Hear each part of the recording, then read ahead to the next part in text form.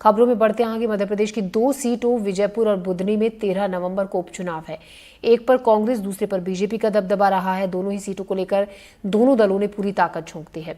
विजयपुर से कांग्रेस का दामन छोड़ा बीजेपी में आए वन मंत्री रामनिवास रावत, जिनको कड़ी चुनौती मिल सकती है। बुधनी में बीजेपी के सामने शिवराज की विरासत को संभालने की चुनौती है।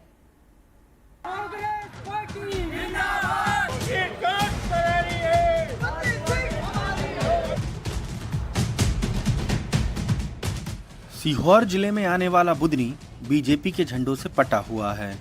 पूर्व मुख्यमंत्री शिवराज सिंह चौहान दिल्ली गए तो बुधनी अपने विधायक का इंतजार करने लगा। बुधनी अपने चुनावी इतिहास में तीसरी बार उपचुनाव का सामना कर रही है। सबसे दिलचस्प ये है कि तीनों दफे उपचुनाव की वजह शिवराज ही रहे। हालांकि इस बार शिवराज मैदान में नहीं है। ऐसे में कांग्रेस को लगता है इस बार मतदाता उसका हाथ थाम सकते हैं। कांग्रेस प्रत्याशी राजकुमार पटेल उसी किरार समाज से आते हैं जिससे शिवराज, वही बीजेपी ने शिवराज के विश्वस्त रमाकांत भार्गव को उम्मीदवार बनाया है, जो ब्राह्मण हैं। इस वक्त मैं बुधनी में मौजूद हूं और बुधनी के तमाम मतदाता हैं। शाम का वक्त है, बुधनी में चाय का लुत्फ लेने के लिए पहुंचे हुए हैं। क्या लग रहा है इस बार चुनाव के माहौल में? बुधनी में चुनाव का माहौल में राजकुमार पटेल। ये तो बीजेपी का गढ़ है, बताते हैं राजकुमार। मैंने बीजेपी का गढ़ हो। क्यों? कांग्रेस को क्यों? कांग्रेस को जो बीजेपी में हम दुखी है। ये हमारी दुकान हटा दी, फुटपाथ पे दिया हमें। आपको क्या लग रहा है इस बार बुधनी में कौन जीतने वाला है? वही राजकुमार पटेल ही जीतेगा। क्यों? अरे उसने सबको बट्ठादार तो कर दिया, हर आदमी परेशान है उससे। किसने? महंगाई कर दी, ये कर दी, वो कर दी। महंगाई किसने कर दी? अरे सरकार करेगी और कौन करेगी। अच्छा, आप किसको देने वाले हैं इस बार वोट? मैं कांग्रेस। कांग्रेस को क्यों देने वाले हैं? बच्ची सरकार है।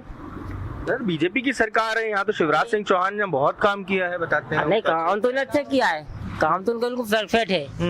पर ये कि महंगाई ज्यादा कर दी और सुविधा भी हमको नहीं मिली ज्यादा। अच्छा, आपको क्या लग रहा है? आप चाय का लुत्फ ले रहे हैं शाम की, यहाँ की एक कंपनी में काम करते हैं आप, बड़े ग्रुप में, ट्राइडेंट में।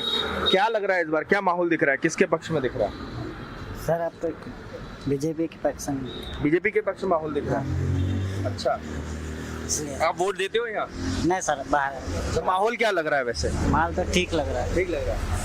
क्या लग रहा है इस बार, कितने साल हो गए बुधनी में रहते हुए आपको? बुधनी का अपना साहब जन्म है, यहीं के रहने वाले हैं अपन। हाँ। और इतिहास अपन देखते हैं उठा के, तो वो यही जीतेंगे, मतलब फूल वाली पार्टी जीत। फूल वाली पार्टी जीतेगी जी, 100% है जी।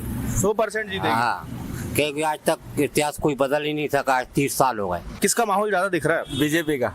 बीजेपी का दिख रहा है। हाँ। क्यों? बीजेपी ने काम किया बहुत। हाँ। आपको क्या लग रहा है? मामा तो मामा ही है फिर। तो इस बार मामा मैदान में नहीं है ना? तो पार्टी तो उनकी है ना। अच्छा, हाँ, तो मामा तो मामा ही रहेंगे। मामा तो मामा ही रहेगा। तो मामा तो मामा ही रहेगा और पार्टी उनकी है। तमाम लोगों की आपने प्रतिक्रियाएं सुनी। किसी का कहना था बीजेपी, किसी का कहना कांग्रेस। कोई महंगाई से त्रस्त नजर आया। शिवराज मुख्यमंत्री थे सो एक इलाके में छोटी छोटी गलियां भी सीमेंट कंक्रीट की बन गईं। पाट लाल पत्थरों के हैं। मेडिकल कॉलेज की बिल्डिंग से लेकर आर्मी स्कूल तक सब कुछ बुधनी के विकास की राह दिखा रहा है। बीजेपी इस विकास को तुरुप का इक्का मान रही है, लेकिन जातिगत समीकरण और भीतरघात से जीत पर सवाल हैं। वहीं कांग्रेस भी कलह से जूझ रही है। युवा नेता अर्जुन आर्य हाथ छोड़ साइकिल पर सवार हो गए हैं। आए दिन पार्टी को ललकार रहे हैं। कांग्रेस और बीजेपी के अपने अपने दावे हैं। बीजेपी के प्रत्याशी रमाकांत भार्गव शिवराज के बेटे कार्तिकेय के साथ प्रचार कर रहे हैं। वहीं कांग्रेस भी जीत का दावा कर रही है। वैसे इस सीट से 20 उम्मीदवार मैदान में हैं। शिवराज जी जो हमारे जनप्रिय नेता हैं, लंबे समय से चुनाव लड़ रहे हैं। यह उनका गृह क्षेत्र है और पूरा क्षेत्र, पूरा परिवार हमारा परिवार है। और मैं एक कार्यकर्ता के नाते पार्टी ने मुझे यहाँ चुनाव में उतारा है। निश्चय ही कार्यकर्ता सब चुनाव लड़ेंगे और भारतीय जनता पार्टी भारी बहुमत से विजयी होगी। बुद्धि में कांग्रेस के कार्यकर्ता बहुत मजबूती के साथ हमेशा खड़े रहे हैं।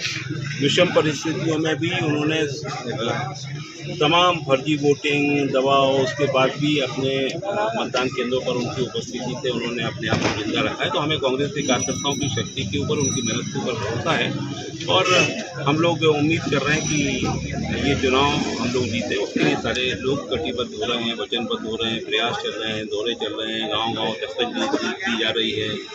एक भी घर ऐसा नहीं छोड़ा जाएगा जिसपे कांग्रेस के कार्यकर्ता दस्तक ना दें। सारी कार्य करवाए जाएंगे। वहीं इलाके के लोग भी खुलकर अपनी बात रख रहे हैं। बुधनी में कुल 2,68,435 मतदाता हैं, जिनमें 1,39,332 पुरुष हैं, 1,29,096 महिलाएं और 7 अन्य लोग शामिल हैं। इलाके में सोयाबीन, मूंग और बासमती चावल की खेती बड़े पैमाने पर होती है। नर्मदा नदी से बालू का कारोबार होता है। इलाके में टेक्सटाइल से लेकर खाद बीज के भी कारखाने हैं। यहाँ पर 30वीं रेलवे लाइन डाली जा चुकी है। हम इस वक्त बुधनी के कस्बाई इलाके में मौजूद हैं और ग्रामीण इलाका है। तमाम लोग चौपाल पे बैठे हुए हैं। क्या माहौल इस बार चुनाव का? बहुत झंडे वंडे दिख रहे हैं। नहीं, झंडे से तो लगाए गए हैं, झंडे कोई नहीं लगाए नहीं ना। अच्छा। वो तो पार्टी वालों ने लगाए हैं। अच्छा। विकास खूब हुआ है सुना है बुधनी में। नहीं, विकास की मतलब ही नहीं है। एक ये डिवाइडर बना दी थे, उसमें विकास का क्या होता है उसमें। और रोड बनना है तो वो तो सभी दूर रोड बना है। इसके अलावा जो भी है वो कांग्रेस आना चाहिए। क्यों कांग्रेस? बीजेपी का तो ये गढ़ है, कांग्रेस क्यों आना चाहिए? नहीं, इसमें अंतर हो गया। बीजेपी में अंतर हो गया। क्यों? अब वो तो चुनाव का माहौल बताएगा। कहते कैसे पार्टी किधर जीत जाए ये कोई कह नहीं सकते। बाकी कांग्रेस आना चाहिए इस बार। और लोग भी बात करते हैं। अम्मा, दुकान कैसी चल रही है आपकी? हाँ है जो बताओ दुकान कैसी चल रही है? चल रहा है, ऐसे बैठे हैं। तो चुनाव भी तो चल रहा है। चुनाव चल रहा है तो मेरी भी दुकान चल रही बेटा, ऐसे ही ऐसे। ऐसा? किसको वोट करने वाली हो आप इस बार? ये नहीं बता सकती हूँ, जो भी मेरे मन में आ जाए उसको दे दूंगी मैं। नहीं तो मन में क्यों आ जाए? ये मन में क्यों आए? वैसे बताओ ना कि किसको, कांग्रेस को दोगे या बीजेपी को? कोई को भी दे देंगे, वो तो इच्छा की बात है। काम किसने किया? काम तो सबको ही कर रहे हैं। मेरे जमाना में तो मामा जी ने करे, मगर नाम काट दिए। मामा जी ने ना पेंशन बना रहे, ना पैसा दे रहे मेरे को। 1 साल हो गए। तो लोग तो कहते हैं मामा जी ने खूब काम किया है यहाँ। नहीं किया, मानते हैं ना बेटा, किया है। लगता तो बीजेपी ही आएगी। क्योंकि माहौल ही वैसा चल रहा है ना बीजेपी का।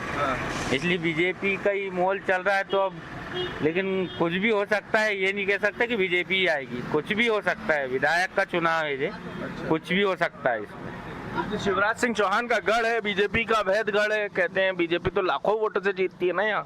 बीजेपी लाखों वोटों से जीतती है, गढ़ उनका ही है।